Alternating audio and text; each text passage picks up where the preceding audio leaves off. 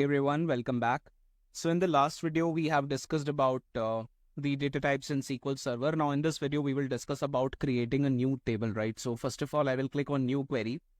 And in the sessions, the discussions that we had so far, I told you that I'll be providing the code so that you can create the tables and you can practice along with me. But now in this video, we will discuss that what is that piece of code and how we can write that code to create the tables, right? So in this session, we will discuss about all that part.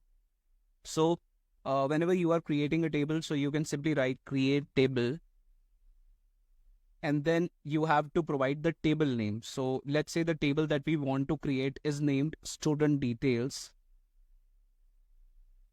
student underscore details. And let's say we want that this table should be having certain columns in it that will store the student information. So let's say the very first column that we want to have is the student name column. So we can simply write student name. So this will be the column that we have. This is one of the columns that we have. And now you need to provide a suitable data type. So let's say we want the data type to be n_var_char.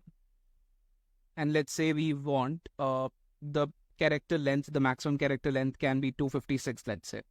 So I think that should be able to store the names, and generally the maximum character length for name will not exceed this. So let's keep it n_var_char 256, comma, press enter, come to the next line. And now let's say there is one more column in which we will be storing the gender, right? So we can write gender. So gender will be the name of the column. And then let's say the data type is char1. We will write either M or F in this column, where M refers to male and F refers to female. Then there will be one more column in which we will be storing the age of the student. And for age, I think we should use tiny int. And then comma after that, because for tiny int, the range is 0 to 255. So generally, like the age should be less than 255, right? For a person. So that's why we have used tiny int. And after that, let's say we want to add one more column wherein we want to write the date on which the event took place. So let's say we are storing the data for a marathon that took place, and there were certain students who participated in that.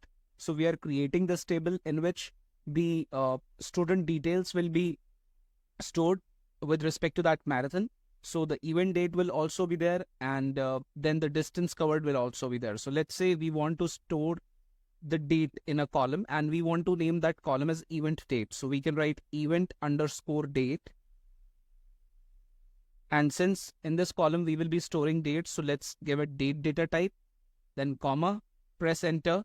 And since we also want to store the distance covered in a column, so let's name that column as distance. And this is the name of the column. Now you need to provide the data type. So let's consider the data type to be decimal. Let's say 5,2. Let's say you are told that the precision will be 5, and the maximum number of the digits that you can have after the decimal point will be 2. So we can write decimal 5,2 as we have discussed in the last video. The scale is 2 basically, right? So I'll close the bracket, and in this way you can write the code to create the table. So this piece of code will basically create a table for us, and this table will be named student details. And it will be having certain columns like student name, then we have gender, then we have age, then we have event date, and then we have distance, right? So if I will select this piece of code and if I'll execute it, so it will create a new table for us. So you can see that commands completed successfully, right? And if I will run a simple select statement to see the table that we have created, the structure of the table that we have created. But before that, as of now, you can see that master DB is selected. So we created this table in master DB. Let's say we do not want this table to reside in master DB. Let's say we want this table to reside in a new database named student. So what I'll do, I'll click in line number 2, press enter, line number 2 again, and then you can simply write create database, and then create a new database. So let's name that database as student. And before executing the statement written in line number 2, let's drop this student details table from the master DB because we created this table in master DB. So in line number 11, I will write drop table student details. So it will drop the table structure and everything, right? So I'll select this statement written in line 11. Let's execute it. And all right, now we can comment the statement written in line 11. So I can further click here on this option where through which I can comment the selected line. And now let's click on the statement written in line number 2, that is create database student. So it will create a new database for us. And then we will again execute the piece of code written from line 4 to 9. And in that way, the student details table that we are going to create will reside in the database named student. So first of all, I will execute the statement written in line 2. I'll select it and I'll execute it. So a new database by the name student was created. Now I will click here on the drop down. And from this drop down, we can select that database, that is a student. And now let's execute the statement written from line 4 to line 9. So commands completed successfully. Control R. Now let's say we want to see that how our tables look, the table that we have created. So we can simply write select star from the name of the table. So the name of the table is student details. The moment you'll type 2-3 characters, IntelliSense will show you that these are the possible options that you can choose from. I will select the statement written in line number 13 and I will simply execute it. So you can see this is the table that we created. So as of now, in our table, there is no data, right? We have just simply created the table. So there is no data in the table, right?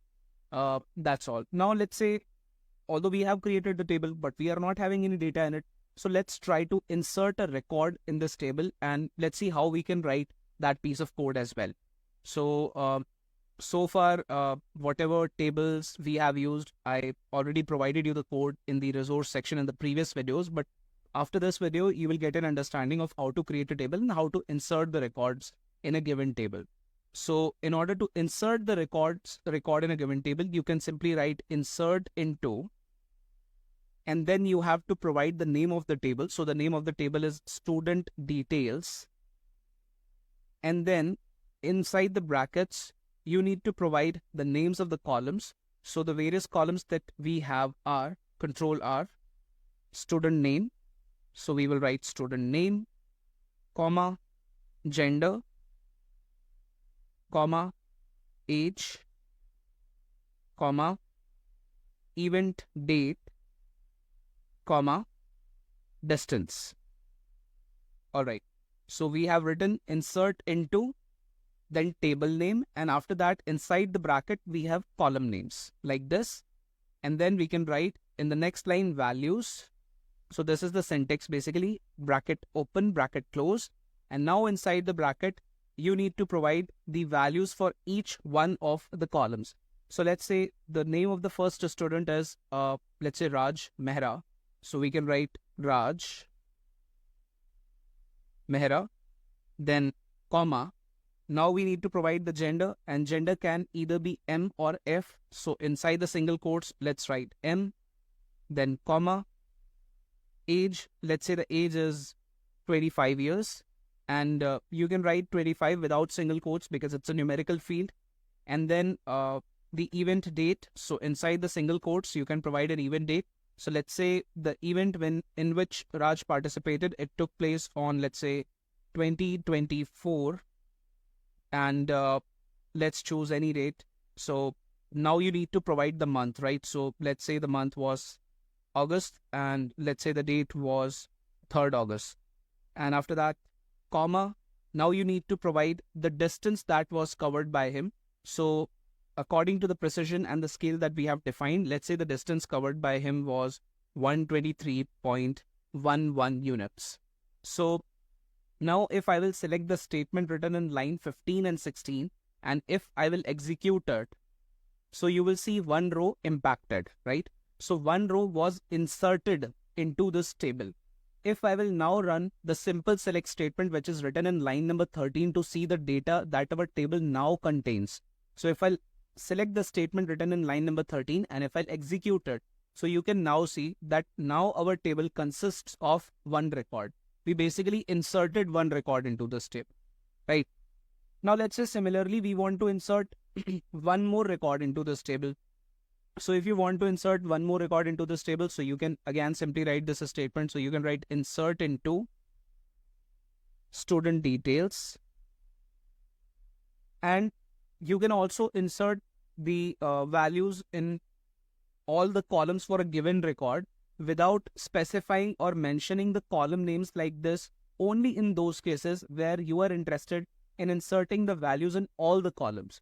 So we can simply write insert into student details, and then we can write values, bracket open, bracket close, and inside the bracket for values in line number 19, you can mention all the details. So we can write, let's say the name of the second student is Nitin Singh. And then let's say the gender is male. So in single quotes, we can write male, that is M. And then let's say the age is 32, comma. And after that, we have to provide the date. So the date on which he participated was 2023, December maybe, and 6th December 2023, and comma. We now need to provide the distance covered. So the distance covered by him was, let's say, 119.09 units.